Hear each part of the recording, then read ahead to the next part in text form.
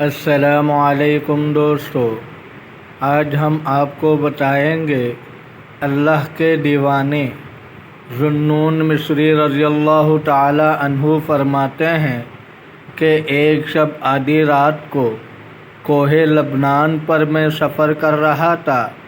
ناگہاں ایک بلوط کے پتوں کی ٹٹی نظر آئی اور ایک شخص جس کا چاند سا چہرہ ہے اس میں سے سر نکالے کہہ رہا ہے، میرا قلب تیرے باہما صفات کمال موصوف ہونے کا ہر حادثے میں گواہی دیتا ہے اور قلوب تیرے کنہی ذات کے جاننے میں متحیر ہے اور تیری شراب محبت کی مست ہے۔ میرا دل کیوں کر نہ گواہی دے کہ میرا دل تیرے غیر کی محبت کی حس ہی نہیں رکھتا ہے۔ افسوس اور نہایت افسوس کہ تیری محبت میں کوتاہی کرنے والے رسوا اور ناکام ہو گئے۔ پھر اپنا سر ٹٹی کے اندر کھینچ لیا اور اس کے بعد مجھ سے فوت ہو گئی۔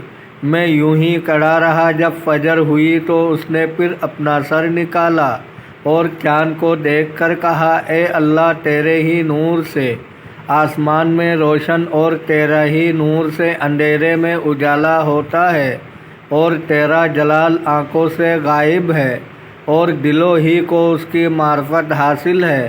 میں اپنے اس درد و غم میں آپ ہی سے التجا کرتا ہوں کہ میری طرف ایسی نظر فرمائیں جیسی اس غلام پر کی جاتی ہے جس کو آپ نے بلایا ہو اور وہ فوراً حاضر ہو گیا ہو۔ میں نے دوڑ کر اس کو سلام کیا۔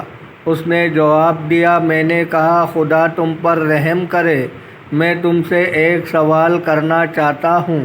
کہا، نہیں۔ میں نے کہا، کیوں نہیں؟ کہا، تیرا خوف اب تک میرے دل سے نہیں گیا۔ میں نے کہا، پیارے، میری کس بات سے تمہیں خوفداری ہوا؟ کہا، تم کام کے وقت بیکار پھر رہے ہو اور معاد کی توشے سے غافل ہو اور گمان پر ٹہرتے ہو۔ اے ذوالنون، حضرت فرماتے ہیں، یہ سن کر میں بے ہوش ہو گیا۔ دوپہر کی گرمی سے جب مجھے افاقہ ہوا تو وہاں نہ تو وہ شخص تھا نہ ٹٹی تھا۔ میں وہاں سے روانہ ہوا اور اس کی ملاقات کی حسرت دل میں رہ گئی۔ دوستو، اگر آپ کو ویڈیو اچھی لگی ہے تو لائک کریں، شیئر کریں، چینل کو سبسکرائب کریں۔ اپنے بہت سارے خیال رکھیے گا۔ ملتے ہیں اگلے ویڈیو میں۔